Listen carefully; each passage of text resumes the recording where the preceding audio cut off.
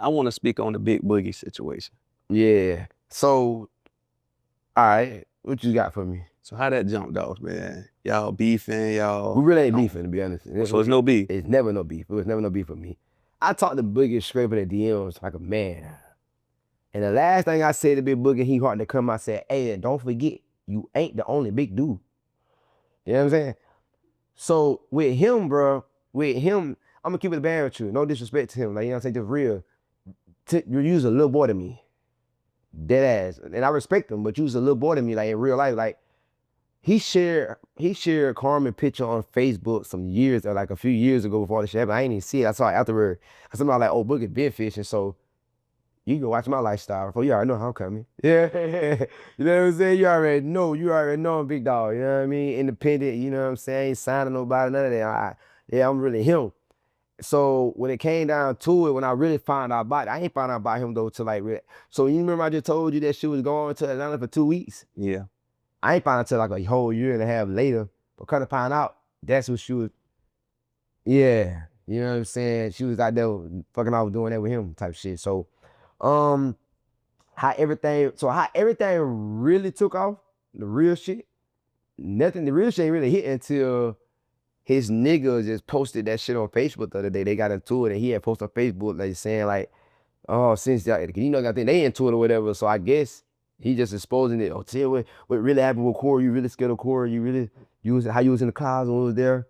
Now, mind you, when I had went to Houston one day, they go see Carmen because now we back talking now.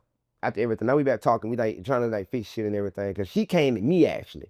She came back at me. So, and I hate to say this, bro, but I'm just being real. Like, she's a bird. And I didn't, you know, I didn't know that, but she's a bird. You know, a girl that just jumping from here. It shocked me because, bro, I mean, the girl, I changed your whole fucking life. I know the real you. You know what I'm saying? I'd have changed the life, people, so you got to crowd and stuff now. Like, now you just out here now. You know what I'm saying? So she knew I was coming to Houston. She knew I was coming to the crib and everything. I flew in. Soon I got in that morning, I went to the crib, knocked on the door. Nobody for sure come to the door, so I'm confused. Like, what's going on? Text her phone, like, bro, where you at? She wasn't answering. She tried to say she wasn't in the home. So I'm like, bro, I know you lying. So I'm knocking on the door. I went, called the backpack. I knocked on the door. Then I go back to the door because my homegirl picked me up. My homegirl, the one who took me there. Rest in peace. She died too. She died last year or whatever. Well, year before last. She died like right after all this shit happened. She committed suicide, by the way. But yeah, she had her gun on her. I didn't have no gun on me because I literally had just came from the airport. So I had my suitcase and I had my tripod in my hand. So now I'm standing at the door with my suitcase. So like she lived in an apartment complex. And you know, you walk in the apartment complex, you walk in, you go to the door. So it was like probably like a good 20, 30 feet when you go out to the parking lot. But her car is parked right in front of where the parking lot. So I could see her car. I see her car just put on over a bad. Mind, I'm in a gated neighborhood. Niggas 11 o'clock in the morning.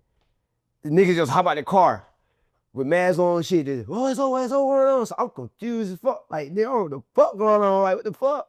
So but niggas ain't come to me though. They stayed there. They didn't know the girls in the car, so they stayed in front of the car, but they stayed like in the tunnel. They never came up. So I'm like, they just talking crazy. I'm like, what's going on? What's up? So I'm clutching the chop part like it's a gun, nigga.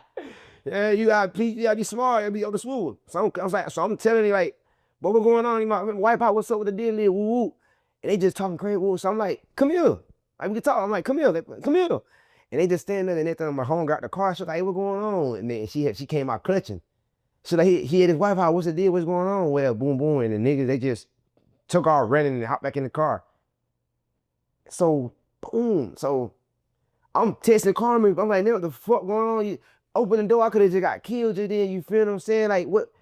You don't know what's going on. So I'm like, you try to set me up, boom. She like, my kids, on my kids. I didn't try to set you up. I don't know what's going on. I ain't got to do this. I don't know what's going on. So me being tender, you feel what I'm saying? I'm thinking, so my mind, like, I kind of knew it was something going on with her, but I was like, okay, well, maybe I'm just fucking tripping or whatever. The nigga just came out and it was just some weird ass shit. I don't know. Because we're in a Corvette C8, so I'm like, okay, well, ain't nobody fought me from the airport.